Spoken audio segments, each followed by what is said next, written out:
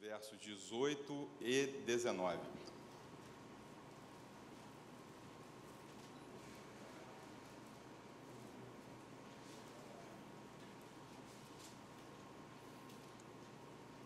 Engraçado, eu quando falo shalom, isso tem um significado, né?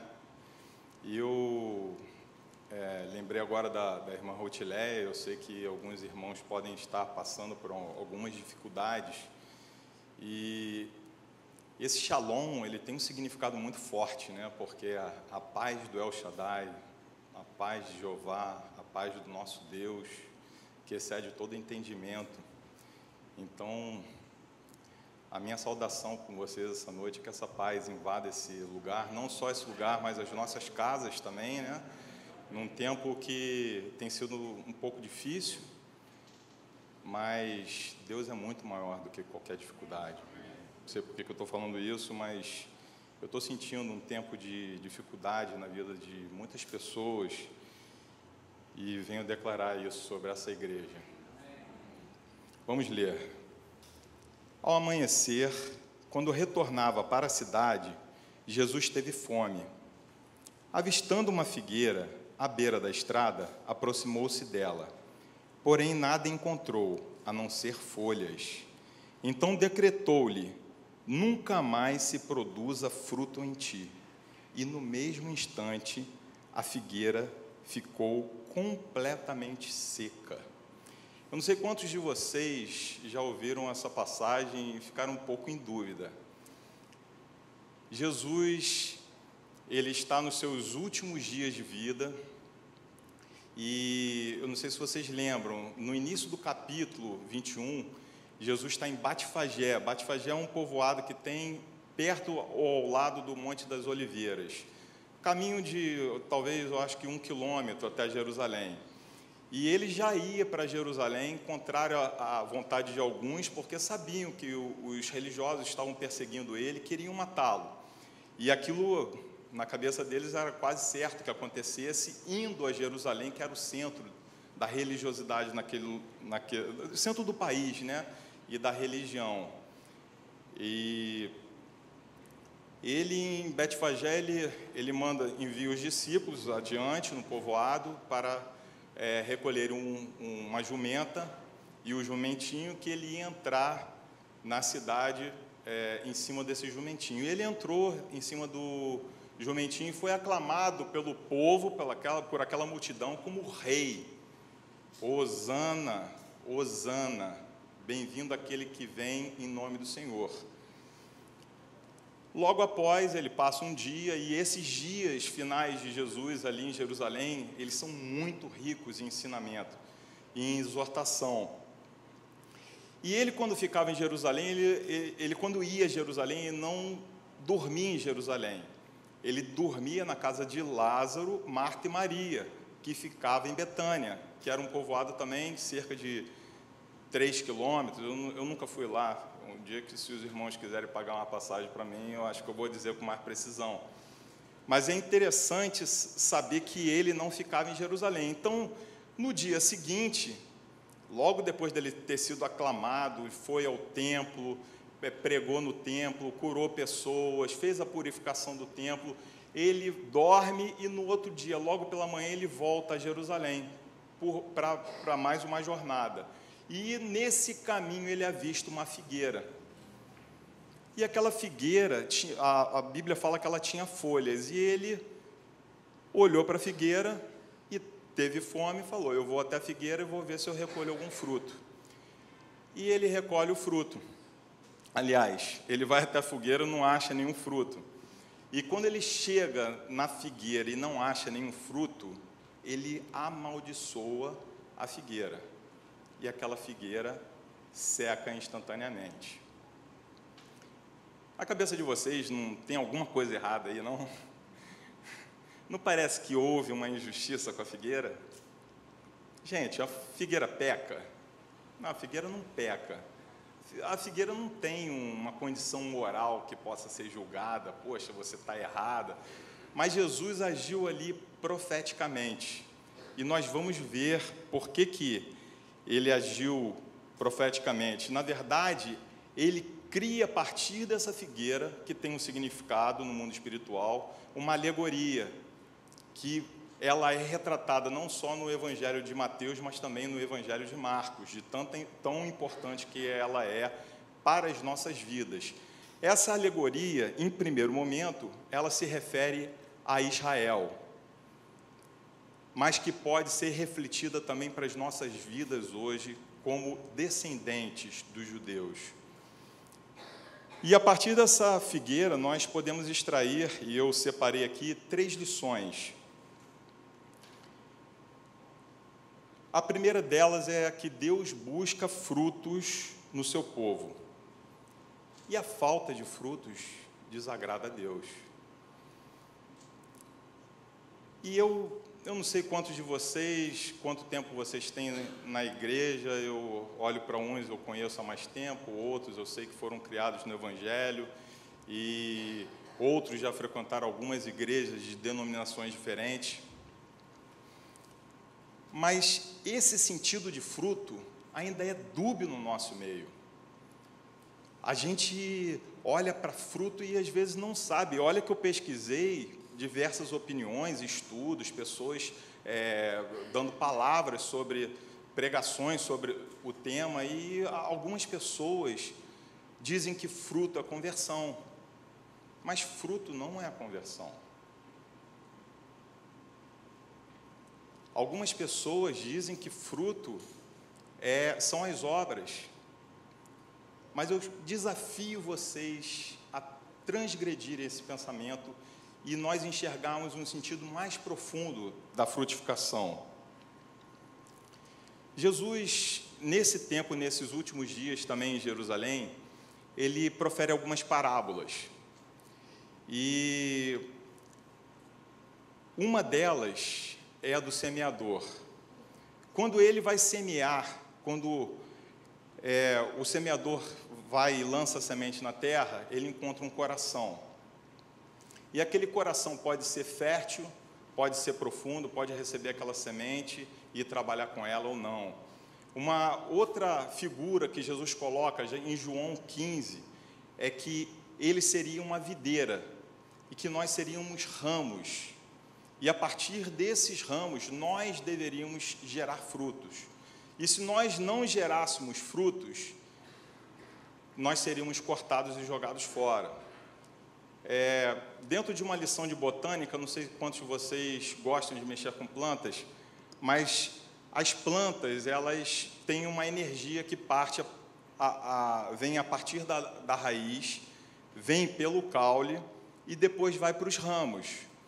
E, às vezes, essa energia ela pode estar sendo jogada fora. O que acontece? Tem um ramo que não está produzindo nada.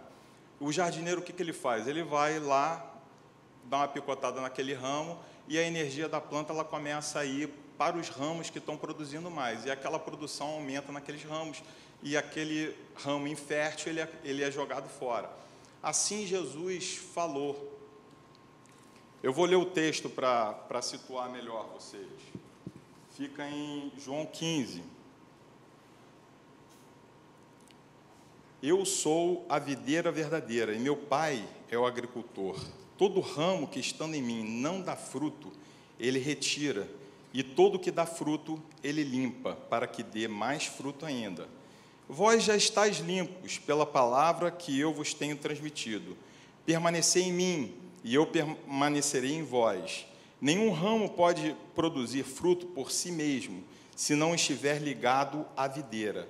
Vós, igualmente, não podeis dar fruto por vós mesmos, se não permanecerdes unidos em mim. Eu sou a videira verdadeira, vós os ramos. Aquele que permanece em mim e eu nele, esse dará muito fruto, pois sem mim não podeis realizar obra alguma. Se alguém não permanecer em mim, será como o ramo que é jogado fora e seca. Então, esses ramos são juntados, lançados ao fogo e queimados. Se permanecerdes em mim e as minhas palavras permanecerem em nós, pedireis o que desejardes e vos será concedido. O que glorifica meu Pai é que deis fruto em abundância, e assim sereis verdadeiramente meus discípulos. A alegria dos discípulos... desculpa, eu acho que isso é o texto. Assim como o Pai me amou, eu da mesma forma vos amei. Permanecei no meu amor. Se obedecerdes aos meus mandamentos, permaneceis no meu amor, exatamente como eu tenho obedecido às ordens do meu Pai e permaneço em seu amor. Através dessa passagem, Jesus está dizendo o seguinte: o fruto que nós damos está ligado a Ele. Então, não tem como a gente dar fruto se não for através dEle. Então, vocês imaginem que Jesus ele está encaminhando para nós essa energia. E, a partir dessa energia, nós damos frutos. A sequência é a seguinte: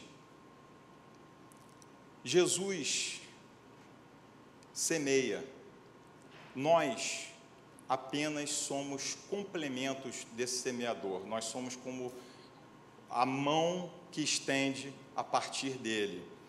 E o que acontece? Eu estou falando isso para quê? Para que a gente entenda melhor o que é frutificar, porque muitas vezes a gente entende a frutificação como se fosse o trabalho. E essa frutificação, ela precisa vir a partir do nosso coração, porque a semente é lançada na terra, e essa semente só germina se a terra for boa. A terra é o nosso coração, e a partir desse coração, ela começa a germinar e gerar um fruto. Então, o que acontece? Não existe um resultado do Evangelho se não for a partir do nosso coração. Esse fruto que tanto a gente tem dúvida de que aconteça, do que seria realmente, se é um trabalho, se é uma palavra que a gente lança sobre uma pessoa, ele precisa acontecer primeiro em nós. E é por isso que muitas vezes a gente enxerga coisas acontecendo que estão fora do padrão de Deus. Existem falsos profetas que proferem palavras que não são de Deus, e elas vêm a partir de uma palavra. A palavra de Deus é a semente. Essa palavra, ela entra no nosso coração e ela pode germinar ou não. Se ela germina, ela vira a palavra de Deus através da boca. Se ela não germina, ela pode virar maldade. Deixa eu tentar me situar um pouco melhor.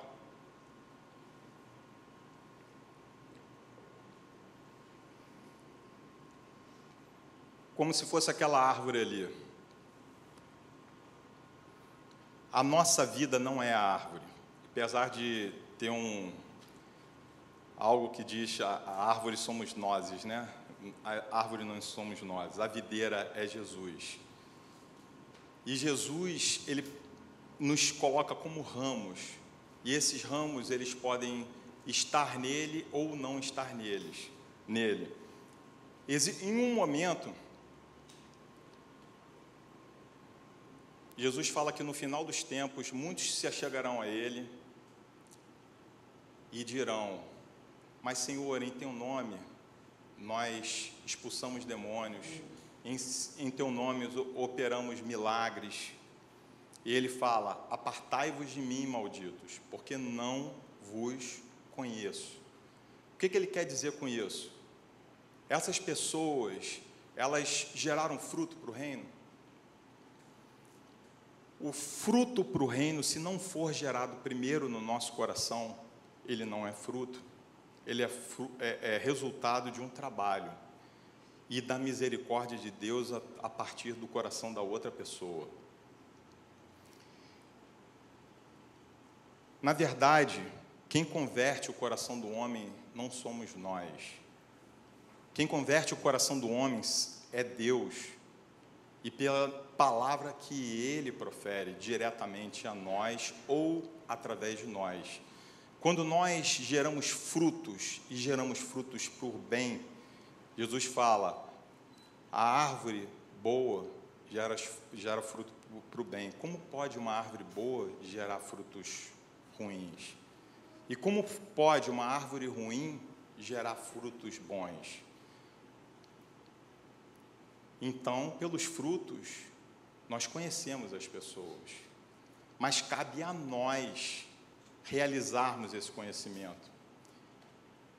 Nós olhamos para Deus e recebemos essa palavra em nós, e essa palavra frutificando no nosso coração, a nossa imagem começa a se parecer com a imagem de Jesus. E a partir da imagem que nós geramos no ambiente, todo o ambiente é mudado. Não necessariamente por aquilo que a gente fala, mas por aquilo principalmente que a gente é.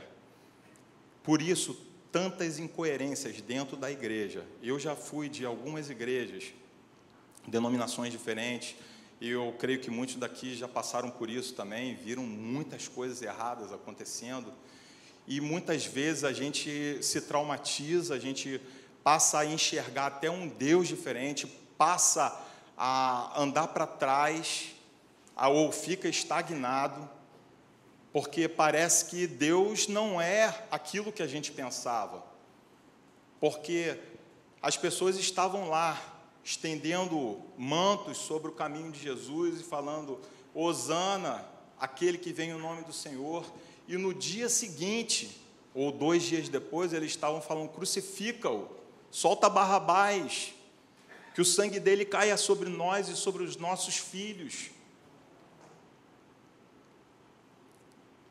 Esse é o Israel. E muitas vezes essa é a igreja evangélica.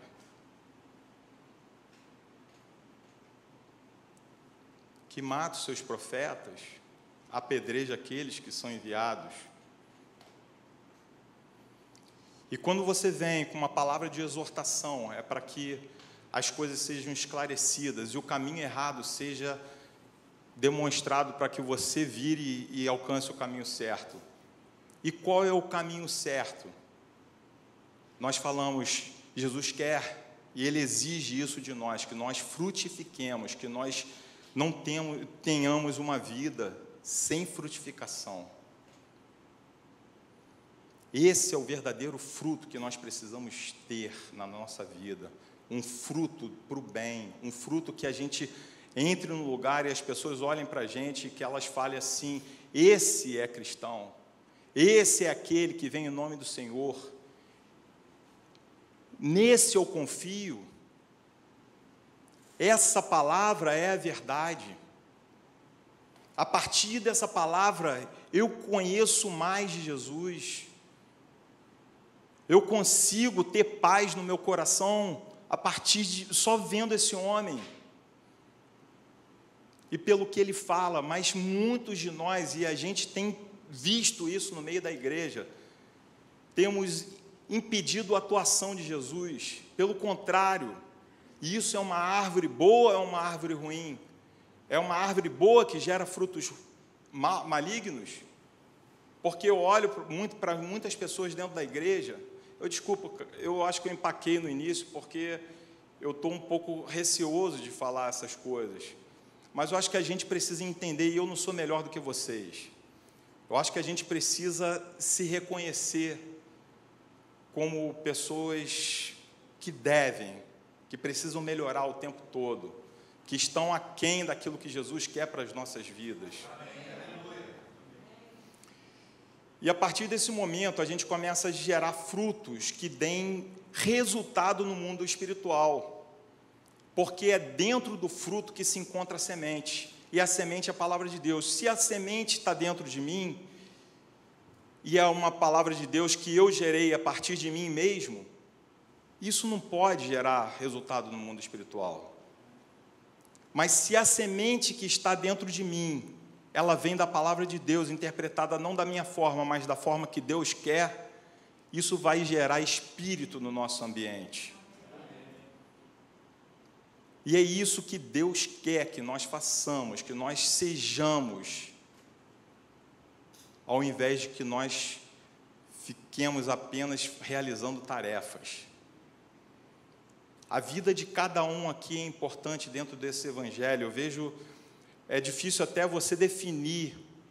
Quando eu falo de frutificação através de conversão, e hoje de manhã nós tivemos algumas conversões, e a gente fala assim, poxa, o pastor pregou e tivemos algumas conversões aqui, poxa, aleluia, bendito o nome do pastor, legal, que pastor bacana.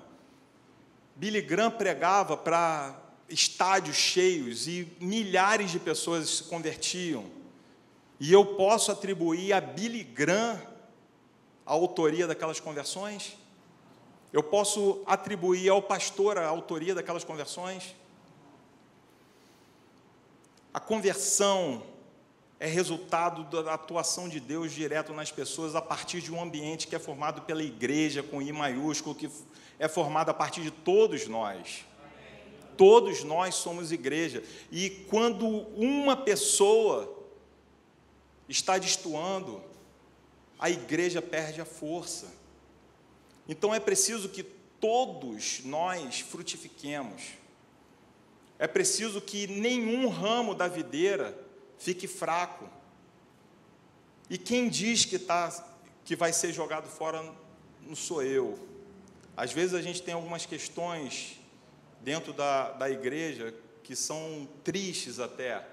Pessoas que parece que contribuem contra, né? Elas lutam contra o trabalho que está sendo feito. É minoria, é uma exceção, mas acontece. E o que a igreja normalmente pratica é a paciência. Vamos tentar resgatar, vamos tentar ver, mas quem corta, como a palavra diz, não somos nós. É Deus que limpa. É Deus que limpa para crescer e é Deus que limpa, corta aqueles que não dão frutos. E o fruto dentro de nós, ele vai para a eternidade. Nós temos entendimento que nós somos corpo, alma e espírito. E o espírito é a nossa comunicação com Deus, e o espírito vem de Deus, volta para Deus, e a nossa alma é construída durante toda a nossa vida. E de acordo com os nossos frutos, essa alma se torna mais e mais, melhor e melhor. E ao final da nossa vida, a gente tende a ter essa alma pronta para a eternidade. É isso que Deus quer das nossas vidas. Uma segunda lição que essa figueira nos traz, e aí eu vou tentar explicar a ideia de Jesus, é que a figueira tinha aparência de fruto, mas não tinha fruto. Jesus, quando vai até aquela figueira, e na versão de Marcos, ela ainda é mais enfática, ela fala assim, e não era tempo de figos.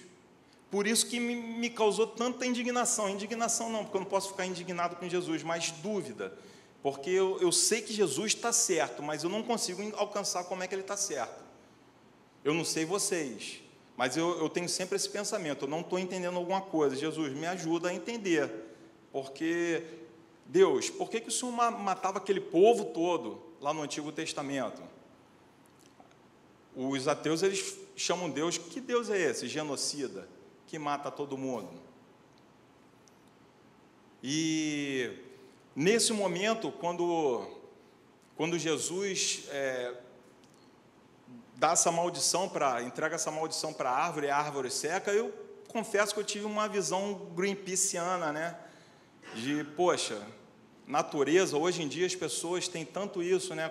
Tanto carinho com a natureza e tanto ódio com o ser humano, e, enfim, mas o pensamento do mundo é que cuidar da natureza é bom e é certo, e eu também concordo que é certo, porque o homem está acabando com o planeta. Então, como eu falo assim, está errado acabar com o planeta, eu vejo Jesus matando uma planta, eu falo assim, está errado também, né? Mas existe algo muito maior do que uma planta dentro dessa mensagem. Jesus avista uma árvore, e essa árvore tinha folhas. E a lógica da árvore é que ela tenha folhas e depois tenha frutos, não é isso? O Sérgio está balançando a cabeça, esqueci, eu posso estar falando alguma besteira, ele é jardineiro. Brincadeira, mas Sexta-feira eu subi lá o Morro das Andorinhas e eu gosto muito desse pessoal que é engenheiro agrônomo, esse pessoal, né, bicho grilo. E a gente estava subindo o Morro das Andorinhas, eu e Perilo, né? E a gente, pô, maior canseira para subir aquilo lá. E tá descendo uma moça magrinha, sabe? Com um canguru, assim, uma criança que deveria ter, sei lá, 1 ano e meio, 2 anos. Eu falei, poxa vida, cara, essa deve ser engenheira agrônoma. Mas o que acontece? Os engenheiros agrônomos sabem isso, e eu vi no Globo Rural, para poder falar para vocês. O que acontece é o seguinte, que a figueira, não sei quantos de vocês já experimentaram do fruto da figueira. Minha mãe costumava comprar aquelas caixinhas de madeira, né? E elas vinham cheias de figos. Eu acho uma fruta muito gostosa, mas é pouco comum aqui, é muito mais comum na região mediterrânea. E a figueira, ela cresce e ela primeiro nascem os frutos e depois as folhas. É uma lógica inversa. E a flor da figueira, ela fica dentro do fruto. Lá fora, aqui no Brasil não tem, ela não reproduz dessa forma. Mas lá fora tem uma vespinha que ela entra dentro do fruto para polinizar e reproduzir a planta. E o que acontece? Jesus chega a essa figueira e ele vê que, ao longe, essa figueira com folhas quer dizer o quê? Que ela tinha fruto.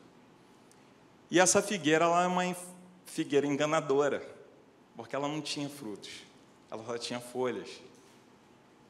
E quando Jesus amaldiçoa essa figueira, ele o faz na frente dos seus discípulos. Hoje eu digo, amanhã você entende. Não é assim que funciona mais ou menos a lógica para a gente que está acostumado? Hoje eu faço, amanhã você entende. Na nossa vida é sempre assim, né? A gente vê Deus fazendo alguma coisa, a gente às vezes não entende direito, mas depois vai entender. E aqui, já numa mensagem destrinchada, ele estava enviando uma mensagem a Israel. Israel não dava nunca fruto. Há muito tempo que não dava fruto.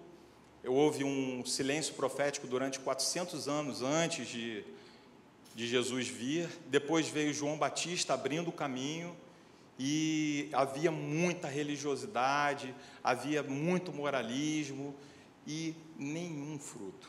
As pessoas estavam podres por dentro e por fora elas estavam limpas, como se fossem lindas, né? Como Jesus usou a figura do sepulcro caiado, né?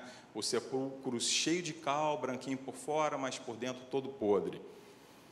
E aí ele usa essa metáfora para demonstrar a hipocrisia de Israel.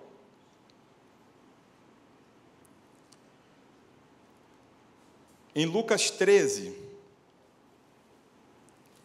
Jerusalém, Jerusalém, que mata os profetas e apedrejas os que te foram enviados. Quantas vezes eu quis reunir os teus filhos, como a galinha reúne os seus pintinhos debaixo de suas asas, mas vós não aceitastes.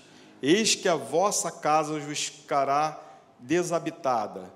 E com toda certeza vos asseguro que não mais me vereis, até que venhais a proclamar, bendito que vem em nome do Senhor.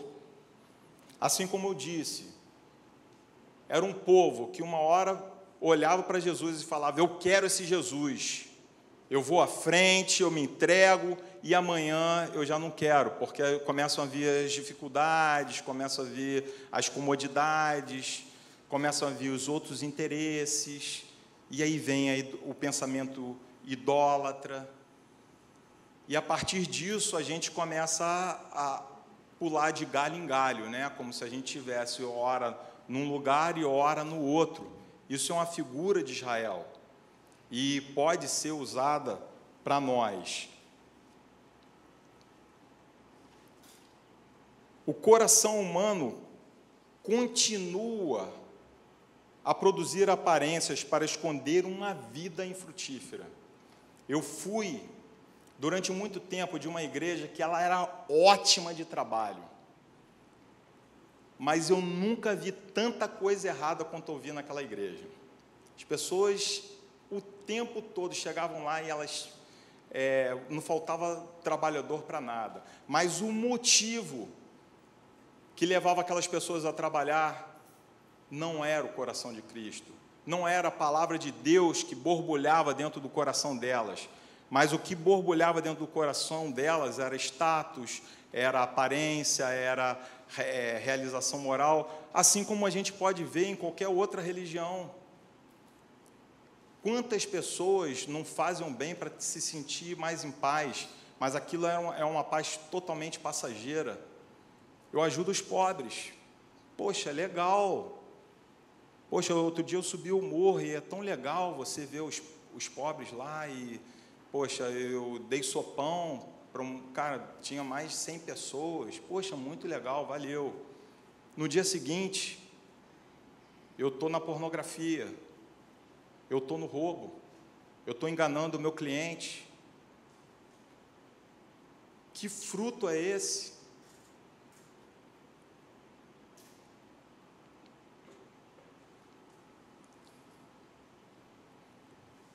As folhas da religiosidade, isso que acontecia dentro de Israel, era uma religião cheia de normas, cheia de regras, muito fortes, a ponto das pessoas que transgredissem aquelas regras, elas seriam mortas, apedrejadas.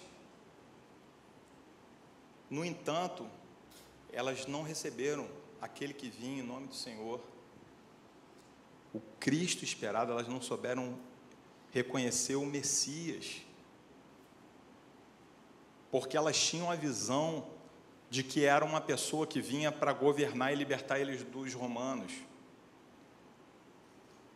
E qual a visão que a gente tem hoje de Jesus? Se Jesus voltasse hoje, não ia existir mais Covid. Se Jesus voltasse hoje, o PT ia... Eu não posso falar de política aqui, mas algumas coisas que são anseios nossos, que a gente espera que Jesus resolva para a gente, e Jesus quer resolver algo muito mais profundo do que isso. Olha, quanto mais inconformado eu fico com algumas coisas nesse mundo, mais eu vejo que eu perco a visão de Deus. Eu vou explicar isso, porque o ficar inconformado não é errado, mas a minha reação em inconformismo muitas vezes é. Quando eu tenho fruto de Cristo dentro do meu coração, a minha reação ao inconformismo é diferente. Porque existem etapas, e eu não posso pular essas etapas de prioridade na minha vida. Muitas vezes nós estamos pulando etapas de prioridade nas nossas vidas. Nós começamos pela política, passamos pelo lazer, e por último, a gente vê o que é de Cristo. Normalmente nós nos enganamos e a nossa vida acaba se tornando isso. Algo que parece, mas não é. Muitas famílias falidas, muitos maridos não crentes que não conseguem se converter olhando para a esposa, e muitas esposas não crentes que não conseguem se converter olhando para o marido, porque não vem em Cristo, porque não existe fruto. E Jesus fala, através dessa figueira para a gente, nós precisamos gerar frutos e nós não podemos ser enganadores.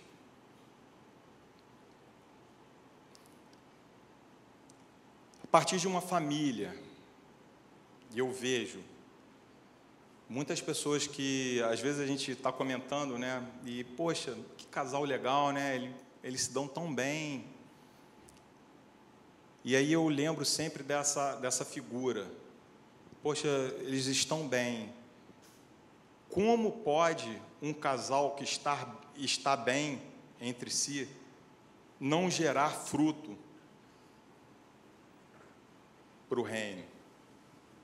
Como pode um casal estar bem? Eu olho para os filhos e os filhos não se parecem com Cristo. Os filhos não carregam esse legado. A nossa família é fonte de realização de Jesus. E ela só pode ser fonte de realização de Jesus. A nossa igreja, como a soma de nossas famílias, só pode ser realização de Jesus se nós gerarmos frutos primeiro dentro de nós. E a partir desses frutos, a nossa igreja gera frutos para fora. E a terceira lição que Jesus demonstra através desse ato com a figueira é que a figueira viçosa gera frutos de arrependimento.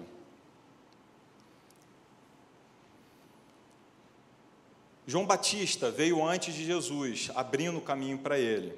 Em Mateus 3, a partir do versículo 7, diz assim: E vendo ele muitos dos fariseus e dos saduceus que vinham ao seu batismo, dizia-lhes: Raça de víboras, quem vos ensinou a fugir da ira vindoura? Produzi sim frutos que mostrem o vosso arrependimento. Não presumais de vós mesmos, dizendo: Temos por pai Abraão. Porque eu vos digo que mesmo dessas pedras, Deus pode gerar filhos a Abraão. O machado já está posto à raiz das árvores, e toda árvore, pois, que não produz bom fruto, é cortada e lançada no fogo. E eu já faço uma tradução. Não presumais de vós mesmos, dizendo: somos crentes, evangélicos. Porque eu vos digo que mesmo dessas pedras, Deus pode fazer religiosos. Isso não quer dizer nada, porque se nós não gerarmos frutos de arrependimento, nós morreremos, já nessa vida e na próxima.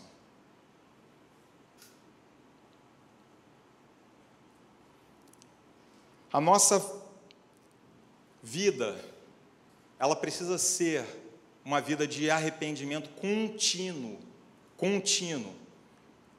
Eu me arrependo hoje, e eu começo a ver que eu estou errado, eu me arrependo, e a partir desse arrependimento, eu vou gerando fruto dentro de mim e me consertando.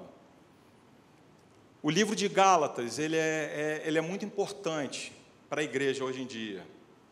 O livro de Gálatas, ele tem uma ênfase na graça, e demonstra uma indignação com a lei. Porque muitas vezes, a maioria das coisas que nós fazemos aqui é pela lei. Eu venho para a igreja pela lei, porque eu vou ser condenado. Eu trago meus filhos porque eu sou forçado a isso. Eu trabalho, muitas vezes, forçado. Porque se eu não trabalhar, eu não estou contribuindo com Deus, e aí eu posso ir para o inferno. Então, todas essas coisas, elas precisam ser extirpadas do nosso meio, porque a partir de Jesus, e lá em Gálatas ele fala isso: se vocês agirem assim, vocês estão acabando com a obra de Cristo na cruz. A obra de Cristo na cruz, e hoje nós celebramos isso aqui através da ceia, é para que nós lembremos que Jesus acabou com a lei. E nós temos hoje o Espírito Santo dentro de nós, algo que todo mundo no Antigo Testamento que queria Deus sonhava. Hoje nós temos, apesar disso, muitos de nós continuamos vivendo na lei. Isso é muito retrógrado, isso é muito pobre. Nós precisamos sim viver na graça, e a partir do Espírito Santo, os frutos são gerados em nós, e o fruto do Espírito dentro de nós é paz, alegria, amor, longanimidade, benignidade, bondade, mansidão, domínio próprio. eu converso às vezes com algumas pessoas e algumas pessoas falam, mas eu sou assim mesmo, não tenho domínio próprio. É difícil para mim, eu sempre fui, mas olha só, eu já sou bom, porque eu podia ser pior. E esse parâmetro, quando eu olho a pessoa, eu não vejo Cristo. Quando olho um cristão sem amor, eu não posso ver Cristo. Quando eu olho um cristão que pratica maldade, eu não posso ver Cristo. E nós precisamos nos arrepender. E hoje é dia de celebração. E normalmente a gente tem essa liturgia, né? A gente se ajoelha, pede perdão pelos nossos pecados e a partir de amanhã a gente, poxa, legal, tomei a ceia, estou limpo. É diferente do que fazem os católicos? Não. Mas nós precisamos, sim, pedir perdão pelos nossos pecados todos os dias. E como é que a gente faz isso? Olhando para dentro de nós e vendo o que está errado. Eu costumo fazer uma comparação com o esporte. E eu vou tentar citar um esporte que não seja tênis, por exemplo. Futebol.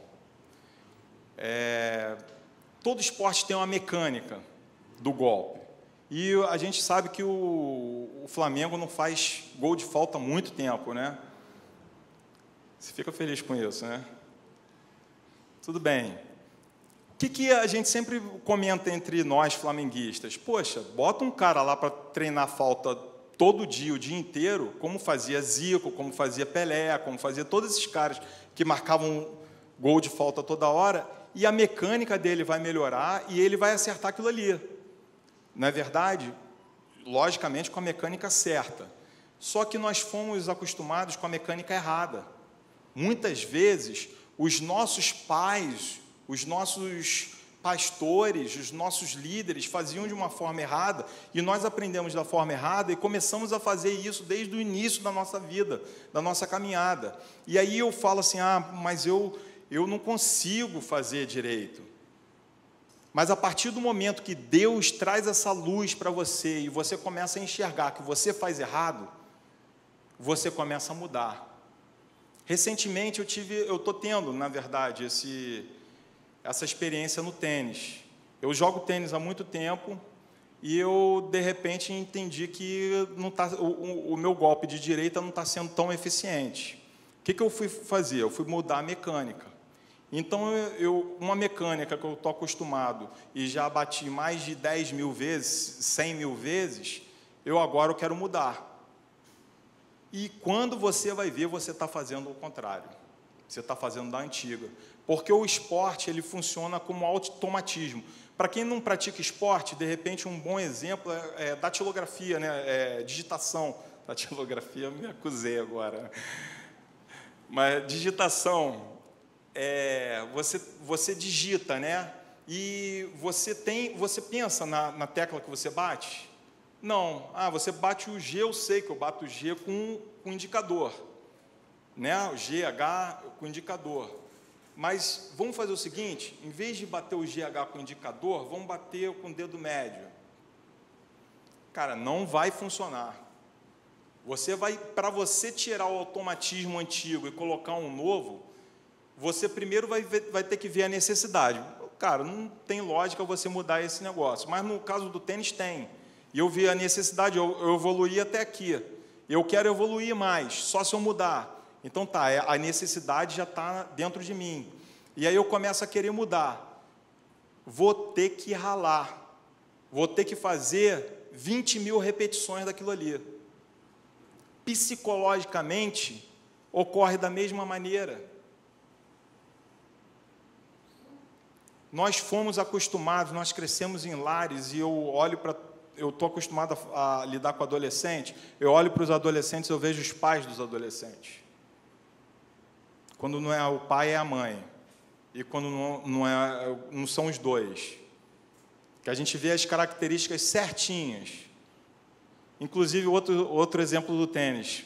Bernardo, eu botei ele para ter aula de tênis. Ele tinha, na época, eu acho que uns 6, 7 anos. Antes dele ter aula, eu ficava brincando com ele, que ele joga desde 4 anos, sei lá, até antes.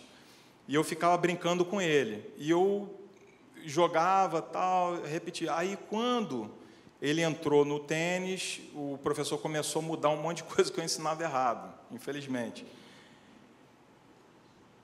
Aí, um dia, eu pedi uma aula com o professor dele, e ele me viu jogando. Ele falou: agora eu entendi por que seu filho fazia esse movimento curto. Porque você tem um movimento curto. Ou seja, os nossos filhos são imagem de nós. Quer nós queiramos, quer não, eles adquirem isso automaticamente desde que eles nascem. E aí o que acontece? Nós adquirimos isso durante uma vida toda, para um momento Deus olhar para nós e mostrar assim, no amor: fulano, fulana, você está em erro, está errado, você não vai evoluir assim. Essa sua falta de domínio próprio, ela tem uma raiz. Se você não enxergar isso, e o Espírito Santo é o suficiente para mostrar isso, ela vai falar assim, ele vai falar assim: ó, sua raiz é essa, muda. Isso é necessário na sua vida para que você possa evoluir. E a partir disso, a gente reconhece e começa a caminhar com Jesus e mudar a nossa vida até que nós sejamos perfeitos.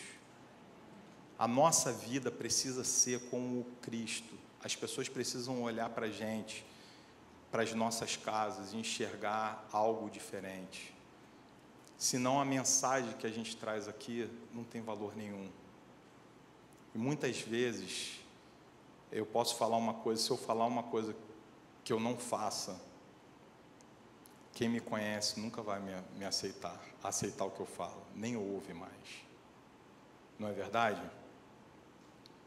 Assim é não só na minha vida, mas na vida de todos aqui.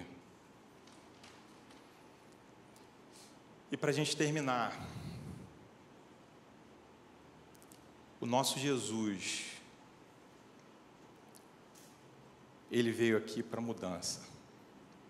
Ele veio aqui para se entregar, para fazer uma realização que, de repente, nós não entendemos. Assim como a gente tem dificuldade de enxergar o que Ele fez naquela figueira, e vem todos esses pensamentos sociais, de Greenpeace, sei lá o que faz com que a gente pense: poxa, podia ser diferente. Não podia ser diferente. Na verdade, podia ser diferente, mas não ia ser tão perfeito. Jesus morreu, e eu estava lembrando que a gente celebra hoje a paixão de Cristo, o sangue dele derramado naquela cruz, o nosso Senhor sofrendo, sendo maldito no madeiro, sendo cuspido, sendo pisado, sendo chicoteado. E ele teve uma morte exemplar, muito pior do que aquela morte que a gente ainda imagina, porque tinham 2 ladrões do lado dele, um à direita e à esquerda. Nenhum deles foi chicoteado, nenhum deles carregava o pecado do mundo. A morte de cruz, ela já era ruim, já era a pior morte, sem necessitar disso tudo. Mas Pilatos, ainda tentando outro negócio, outra solução, envia ele para receber as 40 chibatadas romanas lá. Os soldados romanos enfiam uma coroa de espinho.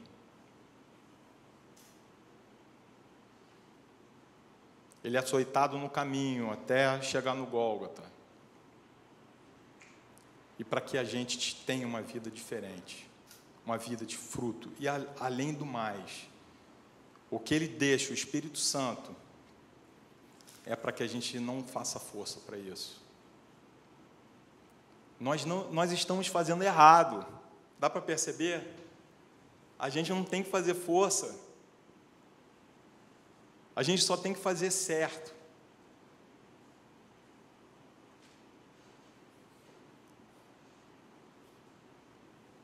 Eu não sei quantos de vocês reconhecem esse momento, mas eu gostaria de estendê-lo através da ceia do Senhor. E que as nossas vidas, assim como diz a palavra, nós sejamos luz e candeias que não se escondem, mas que são colocadas no alto. Cidades que, quando colocadas no alto, as pessoas todas vejam. Que nós iluminemos tudo e que as pessoas olhem para as nossas vidas e falem: essa pessoa gera fruto, essa pessoa é diferente, essa pessoa parece com Jesus, eu confio nela.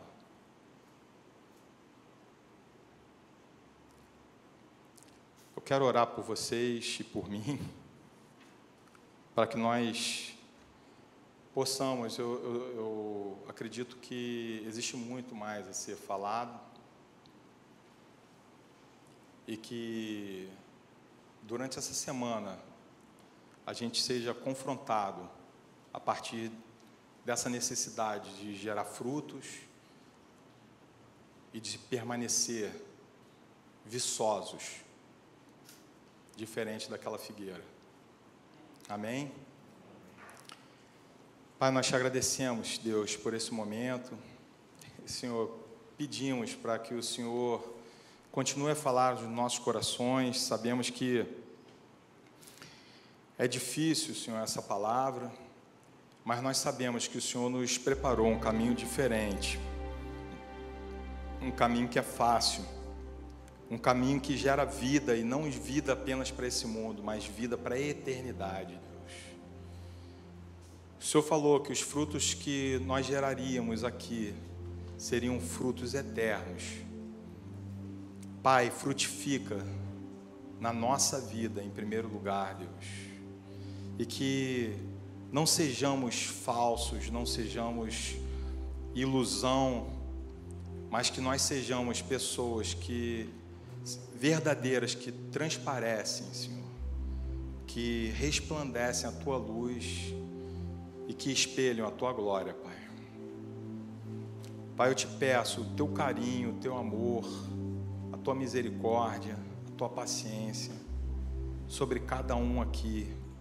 E eu já profetizo famílias sãs, famílias saradas, Senhor, paz, muita paz dentro de cada lar.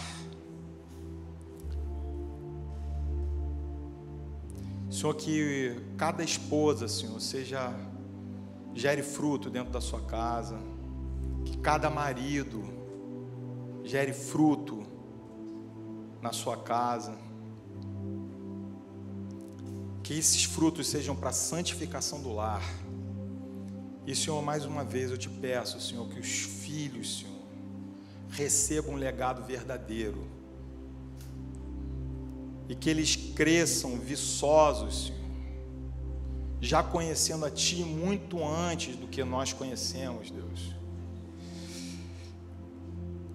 Que eles tenham uma intimidade, Senhor, muito mais profunda. Senhor, eu me lembro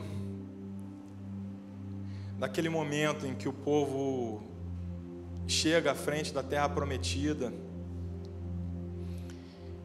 e aquela murmuração toda, aquela falta de fé impedem que eles entrem, Senhor.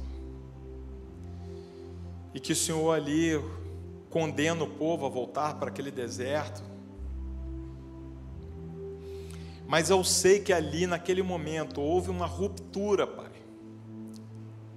Um arrependimento dos pais que, mesmo sabendo da condenação, mudaram seus filhos, Senhor. Direcionaram para que eles crescessem mesmo naquele deserto, para que 40 anos depois eles entrassem na terra prometida, Deus.